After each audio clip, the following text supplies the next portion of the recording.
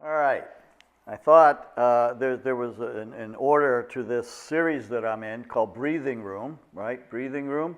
And I thought because it was Mother's Day, I switched the order because it was going to be the one from last week, all about money. And that really isn't a great Mother's Day theme, except I always ask my mother for money. So it was just like, but this is about time and scheduling because I know as parents, you get that all under control.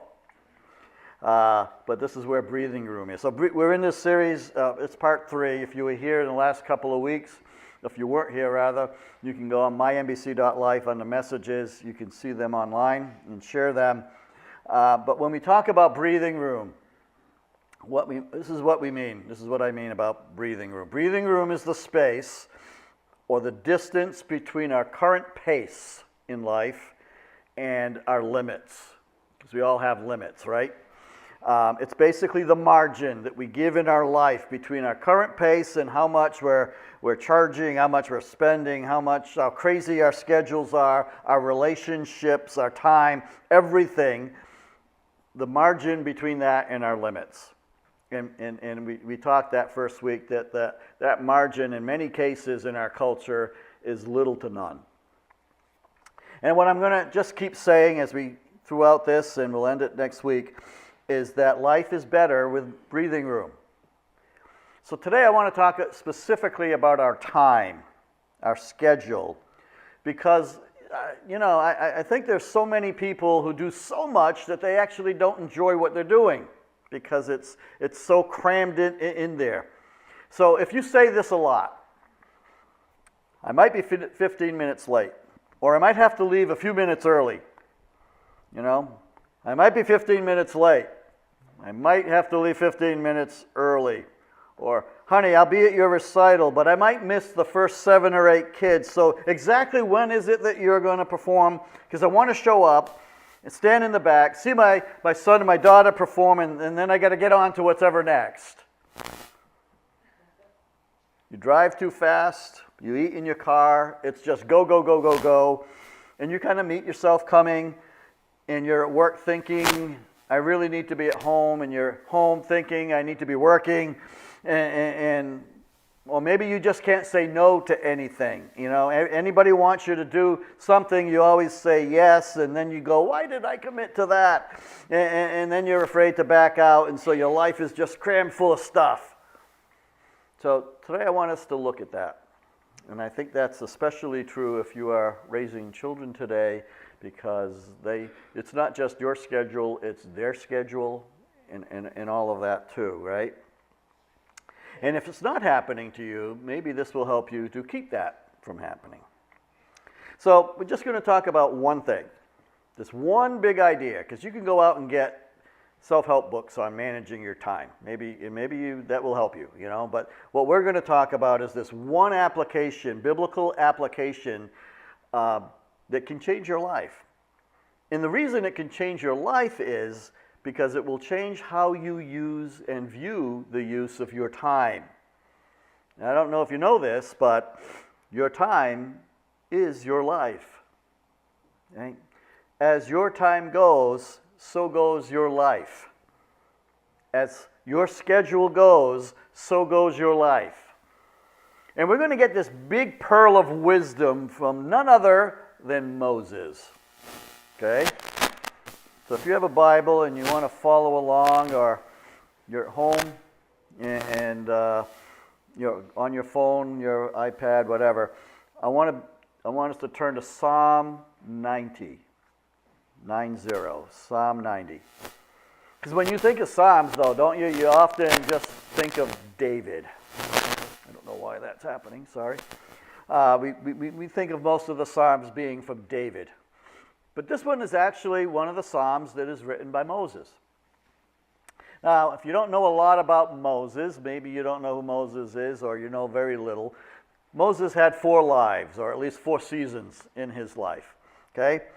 First, as a baby, he was found in, there were reasons, but he grew up in Egypt. They're all in Egypt. The Israelites are slaves, but Moses grows up by Pharaoh's daughter. He becomes adopted into Pharaoh's household. And he was raised as an Egyptian. So his first part of his life, everything's going his way, you know, big screen TVs and all of those things in the palace and in great life, you know. He had it made. But he fell out of grace when one day he ends up killing another Egyptian, and he's now in trouble. So he runs away from Egypt and he runs for his life. And for this next segment of his life, he's a shepherd. In fact, he's a shepherd for 40 years. 40 years as a shepherd, and he's thinking, this is it. I watch the sheep die. Eventually I'll die. I'll have a few kids. My grandkids will remember my name, and then nobody will remember Moses ever again. That's the second part of his life. The third part, and that's the part most of us know about, is Moses. God calls Moses to go back to Egypt and set my people free, right? And then there's all the pestilence and the plagues and all of those things. And he's now God's mouthpiece.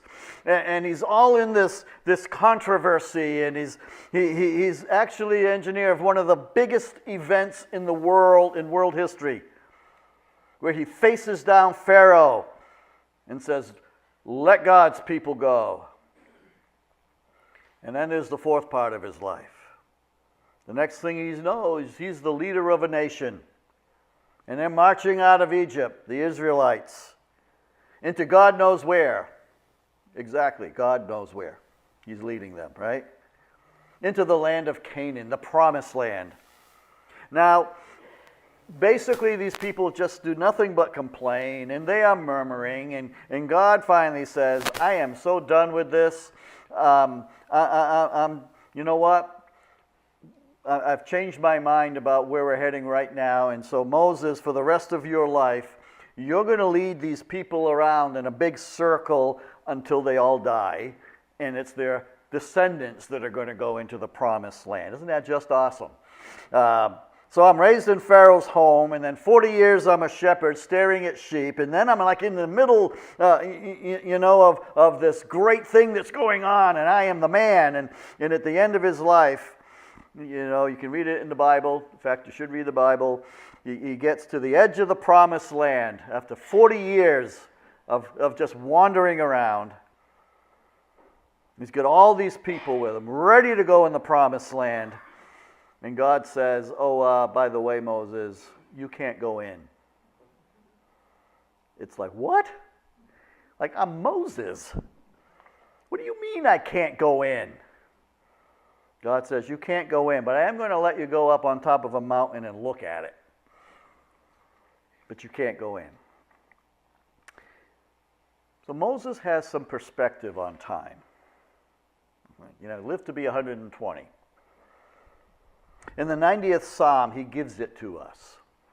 And I'm telling you, this is going to be the context. This thing he's going to talk about is the context for every decision we make about our time. So, beginning with verse 1 in Psalm 90.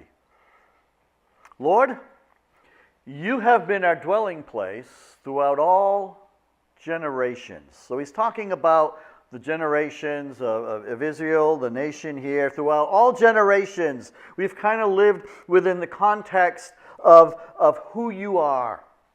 You have been our home for all this time. And then he continues, and before the mountains were born. Isn't that a cool statement? Before the mountains were born. Right? Or you brought forth the whole world.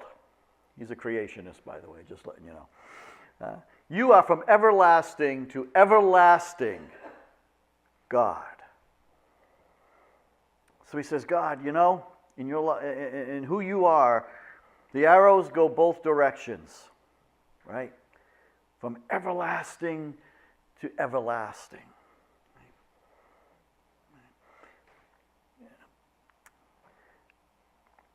And then he makes this incredible statement. This is verse 3. You turn people back to dust, saying, return to dust, you mortals. And I think that's like the greatest Gandalf statement, you know. Return to dust, you shall not pass, and it's like, return to dust, you mortals. And that might sound a little offensive to us. It was not offensive to Moses at all, who's writing this. It's his way of saying God controls the beginning and he controls the end. And God controls all of this input into the days of our lives. So he says this, 1,000 years in your sight is like a day that has just gone by, or like a watch in the night. A watch is like 3 hours. Just think about this for a moment. This is really, really an important part here. Anybody here say, man, time is just flying by? You ever said that? Right? People used to say to me when I was younger, oh man, you think time's flying by now, wait till you get older. And I said, man, it's flying by pretty quick now. If it's going to go fast when I'm older, I'm going to get windburn. Now I am older, and it's like, it just seems like, time is flying by. Can you imagine, we don't have to imagine how they feel like they're flying by for us, but can you imagine God? God just said, 1,000 years is just like 3 hours, right? 1,000 years, it's like 3 hours. Imagine how time flies for God, if that's even relevant, right? Everlasting to everlasting. Right? It's like, wow. I can go, where did the last 10 years go, But for you, God, 1,000 years is like 3 hours, which means God, everlasting to God, how does my life look in that? Because my life, I got to tell you, my life is a big deal to me. I think it is, your life is to you, How tiny my life must look in the context of just 1,000 years. That's like, my life's like 3 hours to you. And then he says in verse 5 and 6, and yet you sweep people away in the sleep of death. They are like new grass in the morning. In the morning it springs up new, but by evening it's dry and withered. And now he's talking about you and me. Moses is like, God, I guess from your perspective, our entire lives is kind of like grass that pops up in the morning, but it's dead by late afternoon. Folks, isn't that exciting and motivating? Hey, aren't you glad you came to church on Mother's Day? And then he goes on, our days may come to 70 years or 80, if our strength endures. And yet the best of them are trouble and sorrows, woohoo! For they quickly pass and we fly away. Talking about the best of our years. How many here have sung that song, I'll Fly Away? One glad morning, I'll fly away. Bet you didn't know you were singing the words of Moses, did you, when you were singing that song? Because that's where we get that song. Here's the point, okay? Life passes quickly. And so he says, if only we knew the power of your anger, your wrath is as great as the fear that is your due. So here's the idea. That's kind of a little bit hard for us to translate. Here's the idea. If we could see God as he is, we would give him the reverence that he is due. So this is what Moses is saying. You're everlasting to everlasting. I'm like a piece of grass, here today, gone later in the day, gone tomorrow. My life is like boom, boom, boom, boom, and it's going by so fast. But if I think it's going by fast, oh my word, my life's not even a fraction of a second to you. Because for you, 1,000 years is only like 3 hours. We would give him the reverence that he is due because I only have this tiny, tiny, tiny little slice of time to do something with. Wouldn't the rational and the logical correct thing to do is to somehow, in my itty-bitty little existence of time, give God the glory that he is due? Here's another way to read it.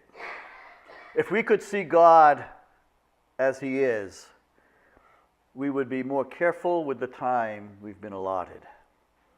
If I saw God as who God really is and realize he has given me this life and he has given me this time and he is everlasting to everlasting, but we're here today and gone tomorrow like grass, then we would probably rethink what we do with this gift, this very limited gift that we've been given. But we don't typically think like that. It takes Moses to kind of push us back to look at the context of our life. Because the context of my life typically is my life. And Moses is saying, no, no, no.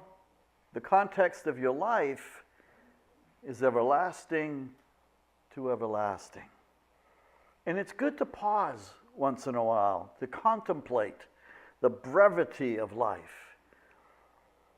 Because as he's about to say, contemplating the brevity of life and understanding our time is limited, it will indirectly and eventually directly impact what you decide to do with the time you've been given. So he says in verse 12, teach us, because we don't do this naturally. So God, you got to teach us. Teach us to number our days. You might be more familiar with some of you with this verse. Teach us to number our days that we may gain a heart of wisdom. Or another way to say it is, teach us to live our lives as if our days are numbered. Because too often, especially when we're growing up, we live like we're going to live forever, right?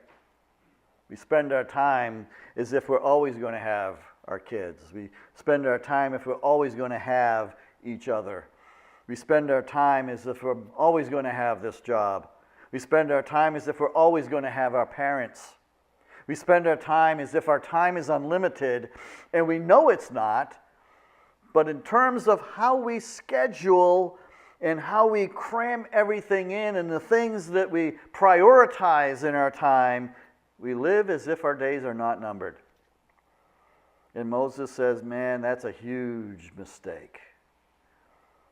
You need to learn to number your days, which means we learn to live as if our days are numbered. So Moses says, now what if you live that way? Then there's here the promise. Teach us to live as if our days are numbered, because in living as if our days are numbered, we will gain wisdom insofar as what we should put in, what we should leave out, and what should be the priorities of our time. Because if you live as if your days are numbered,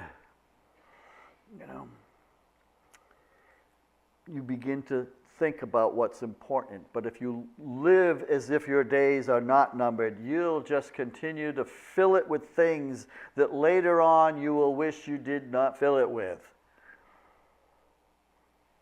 But when we gain wisdom, we immediately gain perspective. It's like, wait a minute, I can't spend my time doing that. I need to spend more time doing that. So here's a kind of summary to everything Moses just taught us. Remembering our time is limited provides us with the wisdom to know how to spend our limited time.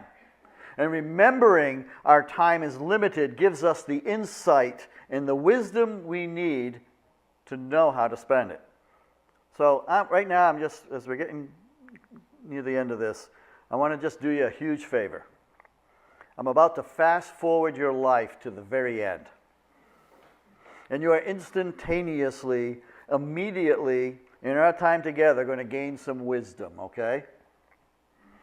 And if you take this wisdom that you don't get till the end of your life, in most cases, if you take that and bring it back to your current stage of life, you'll make better decisions as it relates to what to put on your calendars, in your time, and in your schedule, which is the same as putting them into your life. Bronnie Ware, that's a name. She's an Australian nurse. Bronnie spends most of her time with men and women in the last 12 weeks of their life. She works in hospice in a very specific context. And so for many years, she has spent time with people who have about 12 weeks to live. And she stays with them all the way through to the end. And so some time ago, she began to ask these people questions. Do you have any regrets? What are your regrets? And as you can imagine, she began to hear some patterns in those questions from people. And she began to write these things down. And she's actually written them now in a book called The Top 5 Regrets of the Dying. And today, to help you fast forward a little bit and gain some of that perspective that you won't have any other way, I just want to share with you the top 2 that people have in their last 12 weeks, or actually, in some cases, the last few days, and in some, even the last few hours. Now, I'm going to give you the second one first. And it's because the second one is the one that we would go, oh, yeah, I get that. It's an easier one to understand. Here's what they say. I wished I hadn't worked so hard. Nothing new there. How many times have we heard that? I wish I hadn't worked so much, so hard. Now I want to read the statement that she makes about this. Very fascinating. Here's what she says. This came from every male person that I was caring for.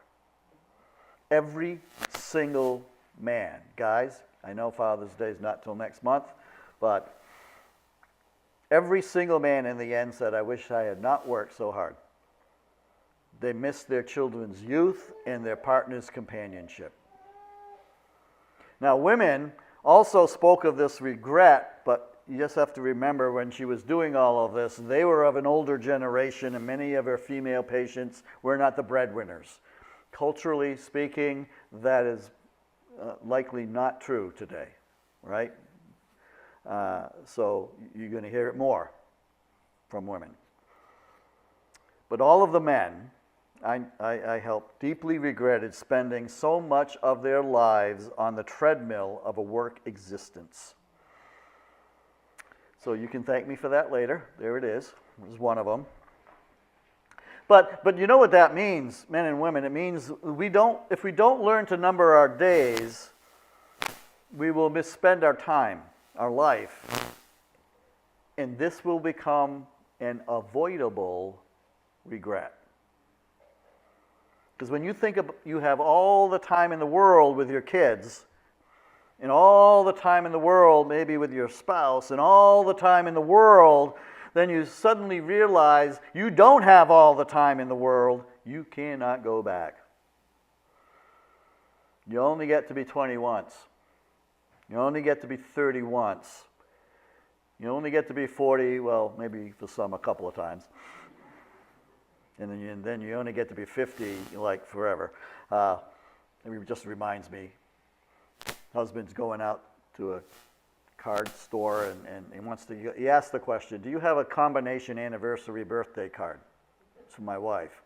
Combination anniversary birthday. She goes, no, we got birthday cards, we got anniversary cards, but not combination cards. He says, well, today's the 5th anniversary of my wife's 40th birthday, so I want to get her a card. Oh, okay. Oh, no. When we look at life that way, you cannot go back and change that. Right? We cannot avoid any longer that our days are numbered. So here's the wisdom that they're suddenly confronted with. Right? Now here's the number one regret. I wish I had the courage to live a life true to myself and not the life others expected of me. Wow. I wish I had the courage to be true to myself and not the life other people or culture expected of me. And that was a staggering thing to bump into. So here's what she said was the most common regret of all, that when people realized that their life is almost over and they look back clearly on it, it's easy to see how many dreams have gone unfulfilled. Most people had not honored even half of the dreams and had to die knowing that it was due to the choices that they had made or not made, which is so powerful. Okay? See, health brings a freedom very few realize until they no longer have it. So now I've just done you a favor. I have just fast-forwarded you to the end. And you now have the wisdom that comes with living as if your days are numbered. So what are you going to do with that? What do you do when you look at your current schedule? What do you do with the time when you look at your current pace in life? What do you do when you realize there's very little space between my current pace and my limits? What do you do with that? Lord, give us wisdom that comes with living as if our days are numbered. Right? God, my time is limited, which means I have to be limited in how I spend my time. Now, if you're a follower of Jesus, if you're a Christian, right? If you believe there's a personal God who has a personal plan for your life, like I believe and many here believe, do you understand the extraordinarily important piece this is for your life? Because God has something He wants to give you. He has a purpose for your life. He wants to give you life abundant, actually, right? And if we're not careful, we are going to miss out on what God has for us in life if we don't manage our time. Because if we don't manage our time, something else or someone else is managing our time, right? Other people will determine what your priorities will be. God has something for you. He has something for your family. God has something for your kids. God has something specifically for you while you're single, actually, and because you have less responsibilities for other people in your life right now. God is, it's not going to get filled up by what other people want to put in your life, and God is going, no. You gotta look, number your days.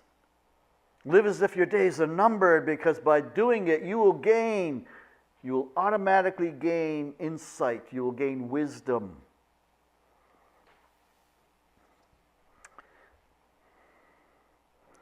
So I want to help you even further. I'm giving you on Mother's Day a homework assignment. So don't do it today. Right? Y'all, if anyone didn't, did everybody get a card? Does anybody not have one when you came in? If you don't have one, raise your hand. I'll give you one right now. Online, I'm going to put this up as a picture, and you just grab a piece of paper and write this stuff down, okay?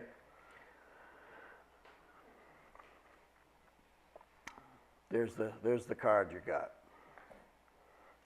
And this is going to be very helpful. And if you're married or you have a close friend or you have a boyfriend or girlfriend, I would say fill this out and talk about this together. If you're a student, take a risk. Talk to your parents about it. Parents, talk to your kids about it. Here's what I want you to do. I want you to think through the first line. There's the plus sign, right? Plus sign. What is it? Okay? What do I need to add to my schedule that's not there? What do I need to add? Because it should be there and I'm not having enough time for it. But this is what I need to add. And secondly, what do I need to subtract completely from my life? Just talk about that for a second. Because that can be things that I'm doing that aren't really important. In fact, maybe they're even negative. I just need to get them out of my life. But for some of you, okay, some of you actually need to put a name there or someone's initials. If I could be so bold, there are some people or there's a person in your life and they're stealing your life from you and you know it. And they're taking up a lot of your time, but they're not adding any value back. So, I'm not saying leave your spouse, by the way. If you're married and that's the case, then you need to help fix that. But if you're not married and that person's not doing that, maybe you need to cross them off your list. Actually, the person that really I looked to that did this was my son, Joshua. Apparently, he crossed church off his list today. Is that what he did? He's not here, so I'm going to get in trouble. When he graduated high school and went away to college, he actually, because he had a bunch of friends, a lot of them he brought to youth group and all of that, but he began to take an assessment, and that's what I'm asking you to do. And he asked the question, of all these, of my friends that are here, some of them just take, but they're not adding anything back. They're not helping me be a better person. And he just made the decision of, I got to take some people off my list. And boy, talk about gaining wisdom on asking that kind of tough question, right? But other things, are there people even that need to come off your list? Then on the third line, you're going to write down, see, that's a greater than sign. What needs to be turned up a little bit? What do I need to do more of? Because those are the priorities of my life. And on the fourth line, you're going to write, what do I need to do less of? I can't get rid of it altogether, but you know what? I'm spending too much time on that.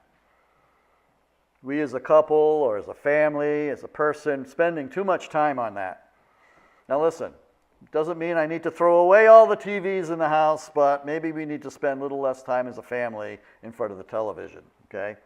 I don't need to quit playing golf altogether, but maybe I need to turn that down a bit, which I love picking on golf because I don't play, so this doesn't impact me. And some of you are like, uh-oh, you're meddling now, But the point is this, I'm serious for this. For some of you, this might be a life changer because it's a time changer. And your time is your life.